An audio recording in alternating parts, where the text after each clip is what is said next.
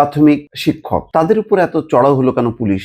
বুঝতে পারছি না। রাস্তার উপরে তো আন্দোলন সংগ্রাম শুধু প্রাথমিক শিক্ষকরা করছে না, আরো অনেকে করছে। কয়েকদিন আগেই তো ধারাবাহিকভাবে হয়ে গেল, সেই তিতুমির কলেজের ছাত্ররা যা করলো, আরো অনেকেই করেছে। তো দেখা যাচ্ছে যে ধারাবাহিকভাবে এই প্রাথমিক শিক্ষক যারা আন্দোলন করতে এসছে সারা বাংলাদেশ থেকে, এবং তাদের মধ্যে বিপুল সংখ্যক মহিলাও আছে। তো শিক্ষকরা সাধারণত গো বেচারা টাইপের হয়, এবং তাদের উপর সেই জল কামান থেকে জল নিক্ষেপ করা, আজকে মানে তৃতীয় দিনের মতো দেখলাম যে শুধু জল কামান থেকে জল ছোড়া না, সেই সাথে কাঁদানে গ্যাসও ছোড়া হলো, এবং কাঁদানে গ্যাস ছুড়ে তাদেরকে ছত্রভঙ্গ করা হলো। আবার আরেকটা জিনিস প্রায় দেখতাম যে যেখানে আন্দোলন হতো সেখানে হাসনাত আব্দুল্লাহ বা সার্জিস আলম যে হাজির হতো, তাদেরকে নিয়ন্ত্রণ করার চেষ্টা করতো, তাদের দাবি দাওয়া নিয়ে সরকার সাথে দেন দরবার করতো। তো এখানে তো সেরকম কোনো কিছুই দেখছি না। মানে এরা কি এমন অপরাধ করলো? এরা কি মানে সরকার পতনের আন্দোলন শুরু করলো যে তাদের উপর এইভাবে মানে জল কামান তারপরে কাঁদানে গ্যাস ছুটতে হবে?